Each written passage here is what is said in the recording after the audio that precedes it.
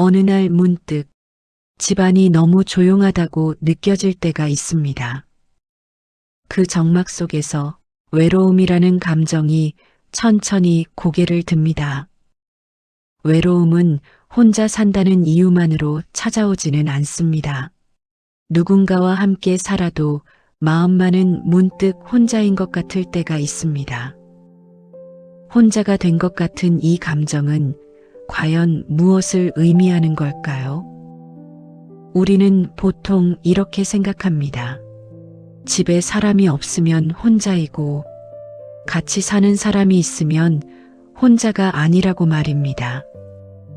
하지만 둘이 함께 살아도 같이 밥을 먹어도 같은 집에 있어도 서로 아무 말 없이 침묵만이 흐르고 어느 순간 마음이 텅 빈 것처럼 느껴질 때가 있습니다. 거실엔 TV 소리만 크고 내 이야기를 들어주는 사람은 없는 시간. 이럴 때 문득 이런 생각이 들죠. 나 지금 혼자인가? 이상한 말 같지만 사실 많은 분들이 이런 감정을 겪습니다.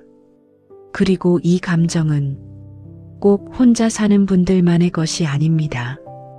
부부여도 가족이 있어도 자식이 자주 연락을 해도 마음이 닿지 않는 순간엔 사람은 충분히 혼자가 될 수 있습니다. 혼자 사는 노후란 단순히 혼자 사는 형태에 대한 이야기가 아닙니다. 혼자처럼 느껴지는 시간, 그 감정에 대한 이야기입니다.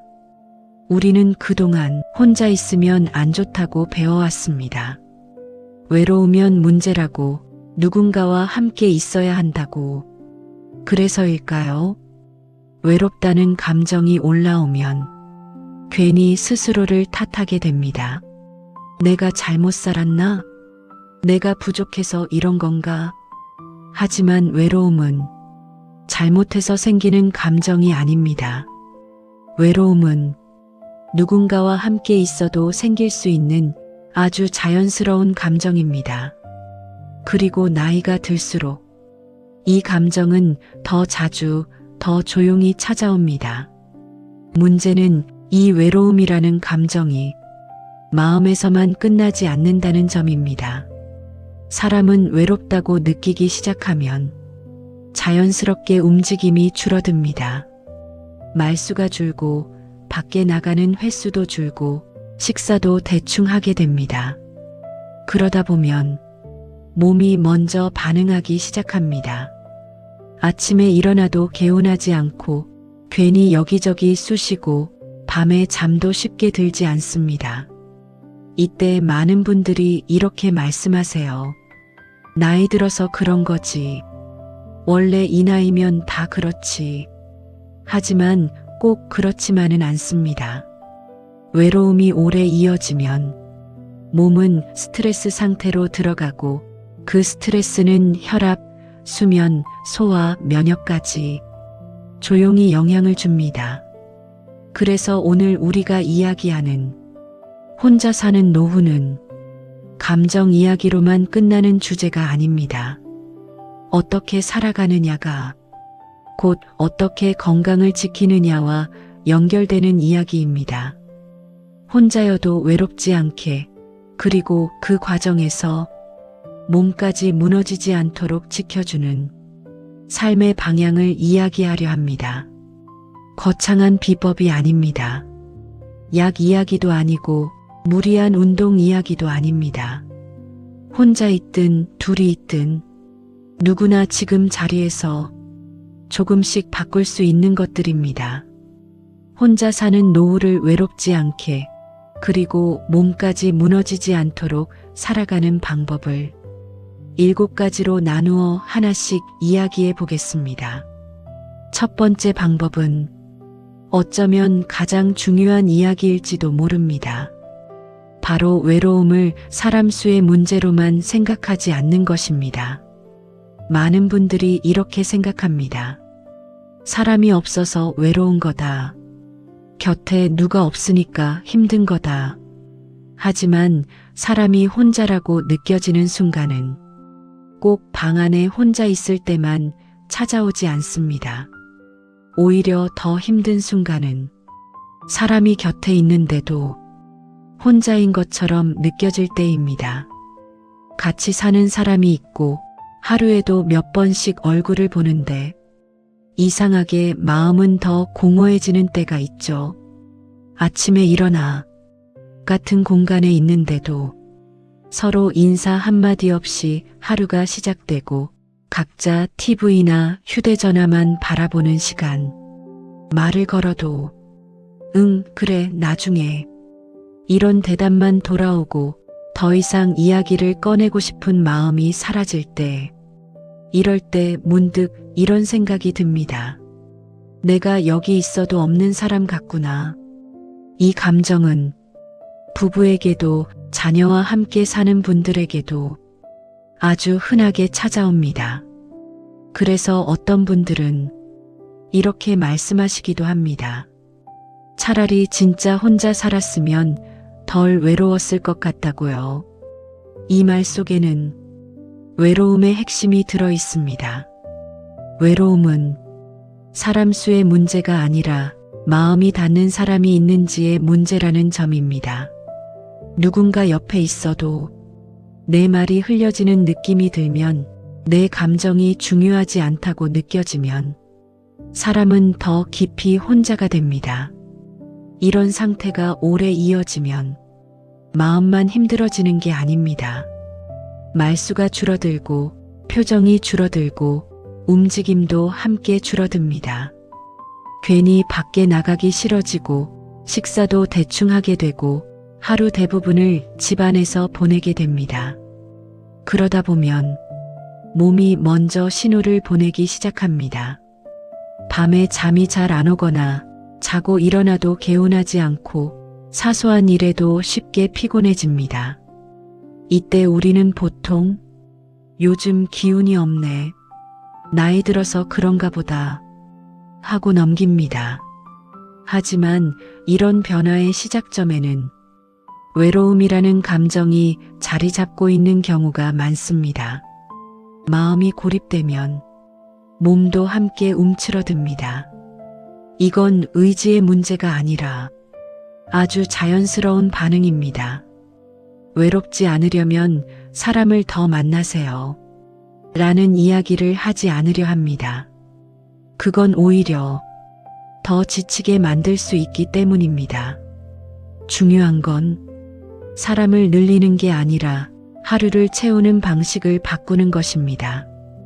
혼자 있어도 마음이 텅 비지 않게, 누군가와 있어도 나 자신을 잃지 않게 살아가는 방법이 필요합니다. 그리고 그 방법들은 생각보다 멀리 있지 않습니다. 그 방법은 외로움을 이렇게 바라보는 겁니다. 내 하루에 연결되는 지점이 있는가? 그게 꼭 사람이 아닐 수도 있습니다. 매일 가는 산책길일 수도 있고, 아침마다 켜는 라디오일 수도 있고, 정해진 시간에 마시는 차 한 잔일 수도 있습니다. 중요한 건 하루 중 어딘가에 내 마음이 닿을 자리가 있는가입니다.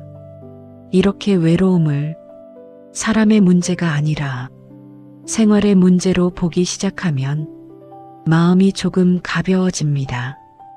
그리고 이 관점 변화는 건강에도 아주 중요합니다. 외로움을 참아야 할 감정으로 두면 스트레스가 쌓이고 그 스트레스는 수면과 혈압, 식사 리듬을 조용히 흔들기 시작합니다. 하지만 외로움을 다뤄야 할 신호로 보기 시작하면 몸도 함께 안정되기 시작합니다. 이게 첫 번째 방법입니다. 외로움을 오해하지 않는 것. 두 번째 방법은 아주 단순하지만 실제로는 잘하지 않는 것에 관한 이야기입니다. 하루에 나를 기다리는 시간을 하나 만드는 것.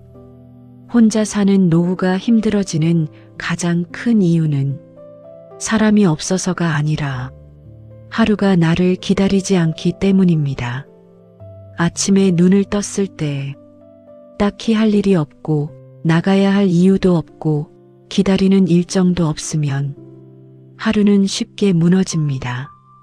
시간은 많은데 쓸 곳이 없는 느낌. 이게 외로움을 키웁니다. 그래서 두 번째 방법은 아주 작은 약속을 하루에 하나 만드는 겁니다. 거창할 필요 없습니다. 매일 같은 시간에 산책하기, 같은 카페에 들르기, 정해진 시간에 라디오 듣기. 이 약속의 대상은 누군가가 아니라 나 자신입니다. 이렇게 하루에 이 시간에는 이걸 한다는 약속이 생기면 사람은 하루를 덜 허무하게 느낍니다. 그리고 이건 정신적인 안정뿐 아니라 몸에도 큰 영향을 줍니다. 정해진 시간에 움직이고, 정해진 시간에 식사하고, 정해진 시간에 쉬면 몸의 리듬이 살아납니다. 리듬이 살아나면 잠도 조금씩 안정되고 아침에 일어나는 것도 덜 힘들어집니다. 두 번째 방법은 외로움을 없애는 방법이 아니라 외로움이 커지지 않게 막는 방법입니다. 세 번째 방법은 많은 분들이 의외라고 느끼실 수 있습니다. 마음을 다잡기 전에 몸의 리듬부터 지키는 것. 외로울 때 우리는 보통 이렇게 말합니다. 마음이 약해서 그래. 생각을 바꿔야지. 하지만 실제로는 마음보다 먼저 몸이 무너지는 경우가 훨씬 많습니다. 밖에 나가기 싫어지고 걷는 시간이 줄어들고 식사도 대충 하게 됩니다. 이렇게 몸의 움직임이 줄면 몸은 바로 반응합니다. 혈액순환이 느려지고 밤에 잠이 흐트러지고 아침에 더 피곤해집니다. 이 상태가 계속되면 마음도 자연스럽게 가라앉습니다. 그래서 세 번째 방법은 마음을 붙잡으려 애쓰기보다 몸이 흔들리지 않게 먼저 지켜주는 것입니다. 매일 조금이라도 걷기, 햇빛을 보는 시간 만들기, 잠드는 시간을 크게 흔들지 않기. 이런 것들은 건강을 위한 행동이기도 하지만 외로움을 줄이는 방법이기도 합니다. 몸이 안정되면 사람은 생각보다 훨씬 외로움을 덜 느낍니다. 이건 의지의 문제가 아니라 몸의 반응입니다. 그래서 혼자 사는 노후를 외롭지 않고 즐겁게 살기 위해서는 마음 이야기와 함께 몸 이야기가 꼭 함께 가야 합니다. 이게 세 번째 방법입니다. 네 번째 방법은 어쩌면 가장 어려운 이야기일지도 모릅니다. 모든 관계를 끝까지 붙잡으려 하지 않는 것. 나이가 들수록 사람들은 점점 줄어듭니다. 연락이 뜸해지는 친구도 있고 자연스럽게 멀어지는 관계도 생깁니다. 그럴 때 우리는 괜히 불안해집니다. 이러다 정말 혼자 되는 건 아닐까? 그래서 불편한 자리에도 나가고 마음에 없는 약속도 억지로 잡습니다. 하지만 그런 만남이 끝나고 나면 오히려 더 허전해질 때가 많습니다. 집에 돌아와 차라리 안 나갈걸. 이런 생각이 들 때도 있죠. 외로움을 줄이기 위해 나간 자리에서 외로움이 더 커지는 이유는 간단합니다. 그 관계 안에서 내가 편하지 않았기 때문입니다. 나이가 들수록 중요한 건 사람의 수가 아니라 관계의 온도입니다. 말하지 않아도 편한 사람, 같이 있어도 긴장되지 않는 사람, 굳이 애쓰지 않아도 되는 관계. 이런 관계 하나가 불편한 관계 여러 개보다 훨씬 큰 힘이 됩니다. 그리고 꼭 기억해야 할 건 관계를 줄인다고 해서 사람이 차가워지는 건 아니라는 점입니다. 오히려 나 자신을 지키는 선택에 가깝습니다. 이렇게 관계의 기준을 바꾸면 마음의 에너지가 덜 새고 그만큼 몸도 덜 지칩니다.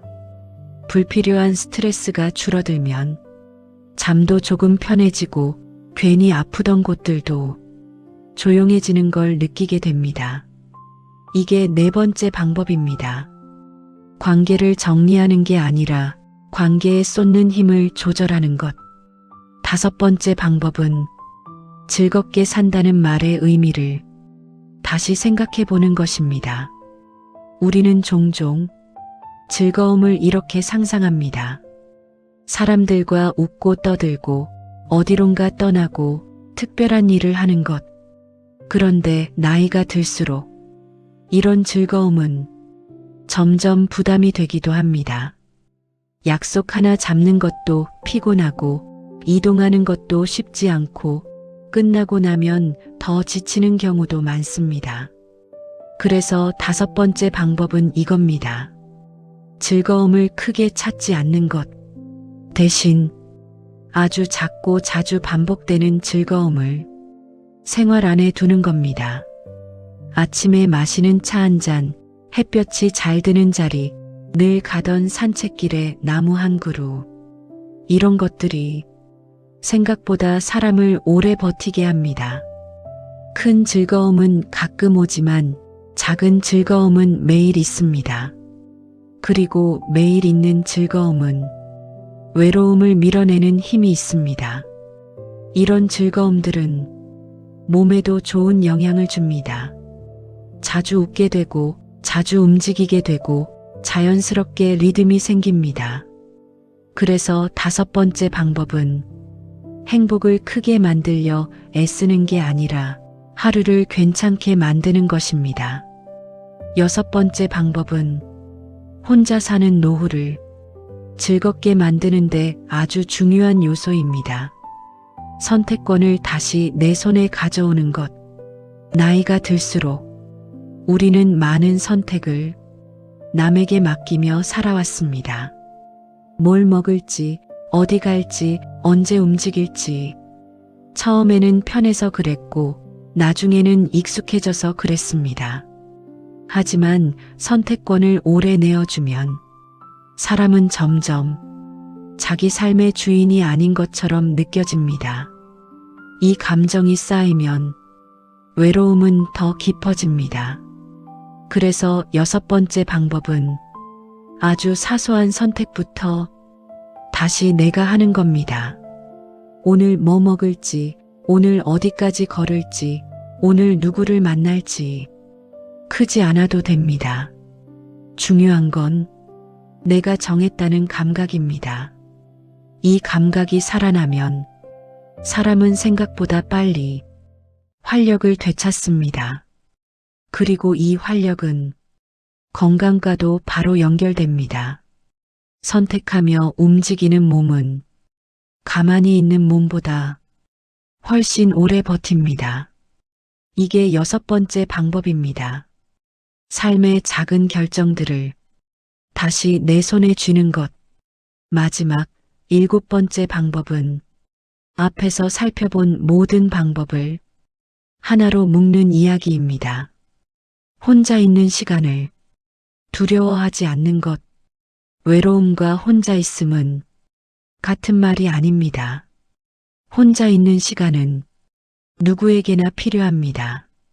문제는 그 시간을 어떻게 받아들이느냐입니다. 혼자 있는 시간을 버텨야 할 시간으로 생각하면 그 시간은 고통이 됩니다. 하지만 나를 회복하는 시간으로 보면 그 시간은 쉼이 됩니다. 이 차이가 혼자 사는 노후의 질을 결정합니다.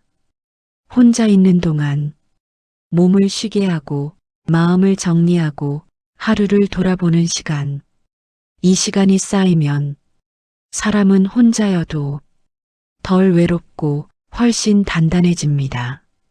그리고 이 단단함은 노후 건강의 핵심이기도 합니다. 마음이 안정되면 몸도 덜 무너집니다. 잠이 조금 더 깊어지고 통증도 덜 예민해집니다. 그래서 마지막 방법은 새로운 걸 더하는 게 아니라 이미 있는 시간을 다르게 바라보는 것입니다. 오늘 우리는 혼자 사는 노후를 외롭지 않고 즐겁게 살아가는 방법 7가지를 차례로 살펴봤습니다. 어쩌면 이미 알고 계셨던 이야기들도 있었을 겁니다. 또 어떤 부분은 이건 나랑 좀 다른데 싶으셨을 수도 있고요. 그런데 오늘 영상 속에서 가장 전하고 싶었던 메시지는 하나하나의 방법보다 더 단순한 이야기입니다.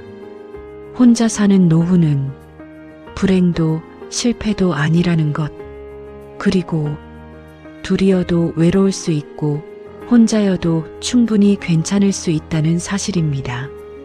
우리는 너무 오랫동안 외로움을 참고 견뎌야 할 감정으로만 생각해왔습니다. 그래서 외로워지면 스스로를 탓했고 괜히 약해졌다고 느끼기도 했습니다. 하지만 외로움은 잘못해서 생기는 감정이 아닙니다. 지금의 삶이 조금 다른 방향을 원하고 있다는 신호에 가깝습니다. 그래서 오늘 이야기한 7가지 방법은 삶을 크게 바꾸라는 말이 아닙니다. 누군가를 더 만나라고도 하지 않고 억지로 밝아지라고도 하지 않습니다. 다만 내 하루를 내가 조금 더 돌보는 방법, 그 방향을 함께 확인해 본 것입니다. 하루의 리듬을 다시 만들고 관계를 정리하고 몸의 신호를 무시하지 않고 작은 즐거움을 하루의 계획 속에 꼭 두는 것. 이런 것들이 쌓이면 사람은 생각보다 덜 외롭고 생각보다 오래 건강해질 수 있습니다. 특히 노후에는 마음과 몸을 따로 떼어놓고 생각할 수 없습니다. 마음이 흔들리면 몸이 먼저 반응하고 몸이 무너지면 마음도 더 쉽게 지칩니다. 그래서 혼자 사는 노후를 잘 살아간다는 건 마음을 달래는 일이면서 동시에 몸을 지키는 일이기도 합니다. 혹시 지금 이 영상을 보면서 마음이 조금 가라앉았거나 그래도 괜찮을지도 모르겠다는 생각이 잠깐이라도 들었다면 그걸로 충분합니다. 오늘 당장 모든 걸 바꾸지 않아도 됩니다. 이 7가지 중 하나만 마음에 남아도 괜찮고 아무것도 못해도 괜찮습니다. 혼자라는 건 버텨야 할 상태가 아니라 다시 나를 돌볼 수 있는 소중한 시간일 수 있습니다.